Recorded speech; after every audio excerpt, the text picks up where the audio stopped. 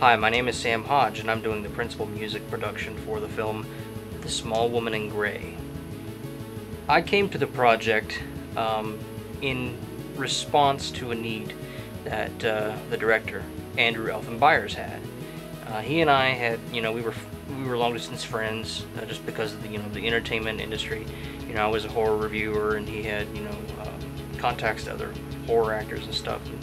And, we had kind of a friendship over a few years.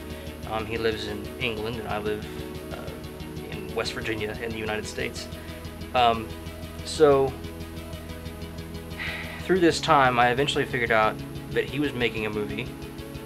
It was in post-production when I learned of it, and I was actually in the production stage of directing my own film. And we kept up with each other, and we kind of discussed, certain things, traded our little secrets, and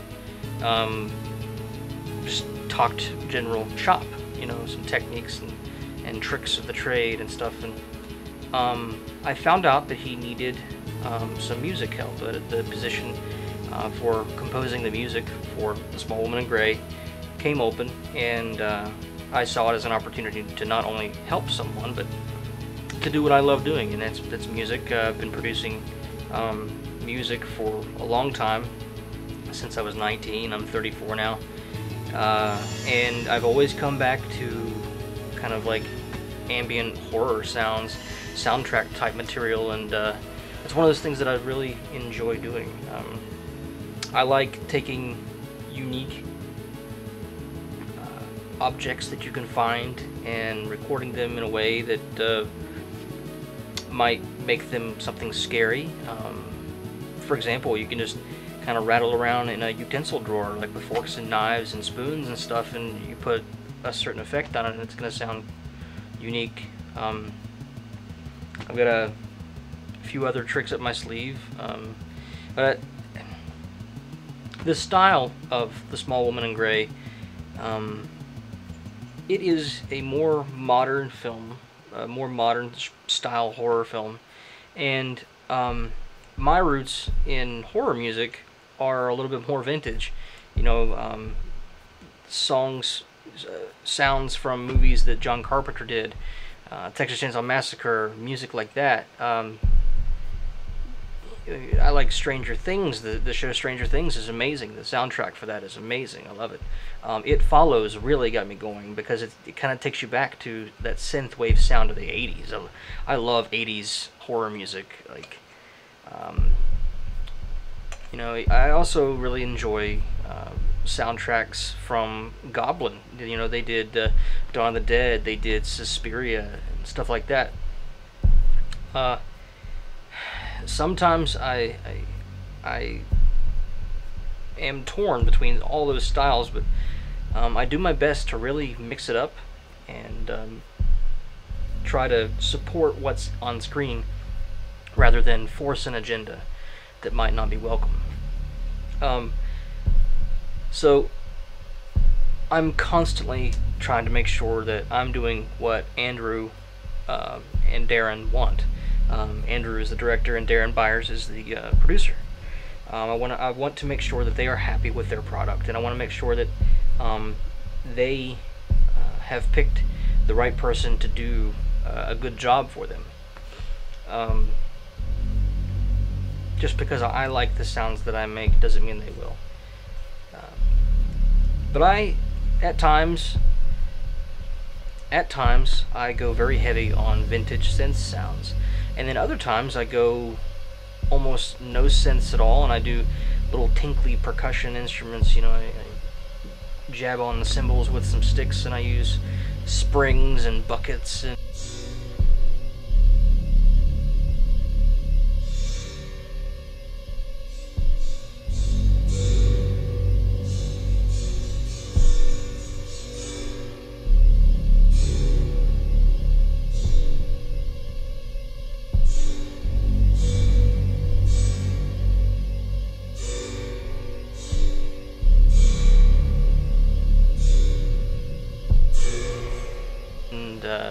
I use a violin bow on the cymbals to get a screechy sound. And there's just a lot of different things you can do. Um, One of the soundtracks that has heavily inspired me, I didn't really wear this shirt because of that, but Halloween is one of those big inspirations for me in all ways. Texas Chainsaw Massacre is a huge inspiration. I know those are two like completely opposite films as far as music production goes. But I'll say it again, It Follows heavily inspired me. But there's some other modern movies that I'm really enjoying the soundtracks for. One being The Witch. I love The Witch. That is a scary film to me, and I think the soundtrack is one of those things that makes that film supremely scary. Another film with an extraordinary soundtrack, I would have to say, is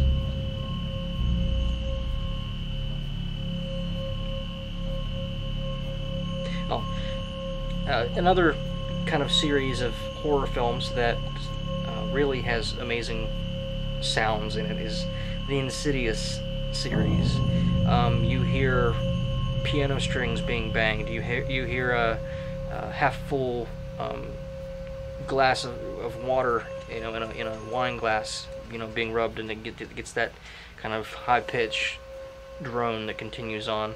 You just have so many really wild sounds that go on with that.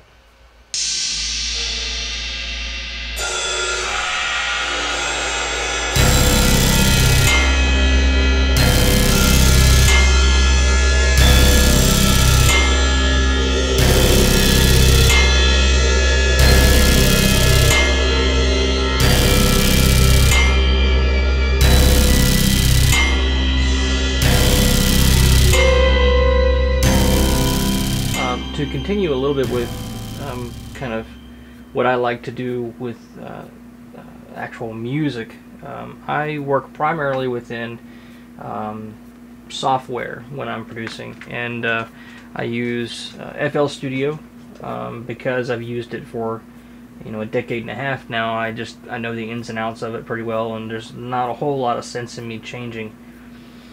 One of the things that I kind of live by, especially with The Small Woman in Gray, to get it to sound consistent throughout the movie, is I'm trying to stick with a lot of the same synths, throughout. So I'm using a lot of analog sounding synths, and with that, I can work with the synths at their most minimal setup, and then I can take them through and work creatively to maximize them and use like their major settings and things. Instead of trying to use every synth that I have, every trick that I have, I'd rather stick with a few synths and then be creative musically.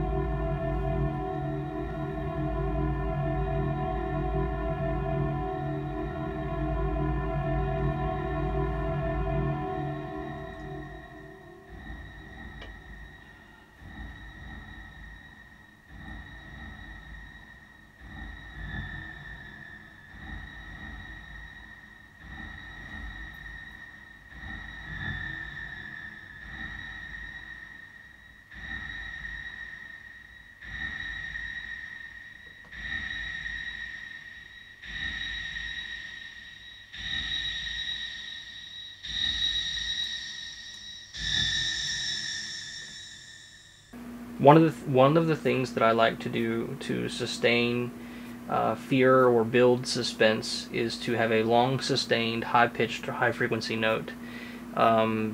Sometimes it's dissonant, sometimes it's not, sometimes it's just the choice of the synth that I'm using to make it sound interesting. But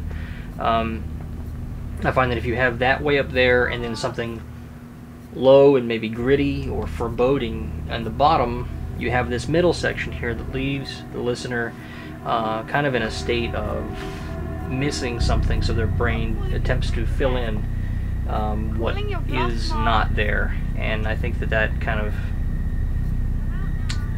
plays with the viewer a little bit. Additionally, if you leave that middle part open, then you have some room to bring in another, more instrumentation when things get more interesting. Some percussive strikes and some maybe even some vocals. Whatever is in a movie, you don't want to take up all that. You don't want to take up all that frequency. The Small Woman in Grey, being a more modern stylized horror film, I enjoy the challenge to bring my preference for vintage sounding horror music into play, and I do that with a lot of moving tones, going up and down. I like to use a lot of arpeggios and minor keys, and I think that using a really analog sounding synth can give it that lush kind of atmospheric tone, sense of wonder, but also foreboding. One of the challenges in working with The Small Woman in Grey is that I came in post-production, and so I've been really trying my best to make sure that I figure out motivation for characters, and I figure out really what's going on before I work on the movie. And at times, I'll just turn everything off as far as sound and all that stuff goes, and just watch it like I'm watching it for the first time. And I think that helps me get inspired because I'm seeing it with fresh eyes. And Andrew, in talking with him, has been incredibly supportive and has just basically said, go with it, I trust what you're going to do. So yeah. Although in horror films I'm not real big on just pointless jump scares, I do think that sudden impacts and scares can be accomplished better than they have been in recent years, by building suspense, by building music, and by crescendoing into a scary moment. I don't like the sudden kind of thing because I think it's just overdone. I think that you can take a theme element or a thematic element, or you can take something that you've repeated earlier but make it more dark and then kind of build up, and then boom, you scare somebody. I think that's a fun way to go about it.